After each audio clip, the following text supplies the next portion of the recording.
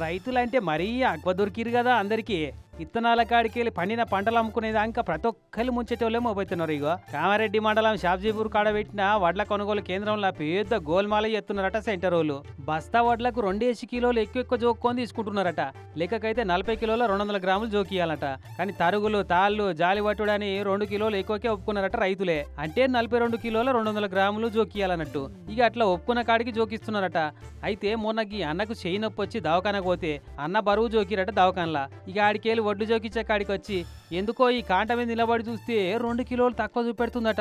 అంతేనాయే అన్న? ఇక్కడ వడ్లు తీసుకొచ్చి ఎండ వచ్చి పెట్టిన. నేను నిన్ననే హాస్పిటల్కి పోయినాను. హాస్పిటల్లో జోక్తాడు నాకు 59 కిలోల 700 గ్రాములు వచ్చింది. వీడికి వచ్చి జోక్కుంటే 57 కిలోలు వచ్చింది. అట్లా 2 కిలోలు తేడా అవుతుందని నేను వేరే ఇంకో నలుగురు చెప్పిన ఇట్లా వచ్చింది. అందరం జోకినాం. మళ్ళీ కామారెడ్డి వేరే కాంటలలో జోకినాం. ఇంకో కాంట తీసుకొచ్చిన ప్రతి సంచికి 2 కిలోలు తేడా వస్తుంది. కాంట ఇన్నరా 3 రోజుల సంది కాంట పెట్టిరట. ఇంతలా ఎంతమంది రైతులు అమ్మిర్రో ఏమో గానీ ఇది ఈ తాపనే కాదు పోయిన తాప సందే నడుస్తుంది అని అనుమానపడుతున్నారు. వచ్చేది 42 కిలోలు వస్తుంది, కానీ పోయేది 44 పోతుంది. ఇది పోయినసారి కూడా ఇలాగే అనిపించింది మాకు. అందుకే ఈసారి చూసినాము 2 కిలోల వెయిట్ లాస్ ఎక్కువ అవుతుంది. బస్తాకు 2 కిలోలు అంటే ఇప్పటికే 2-3 లోడ్లు పోయినాయట.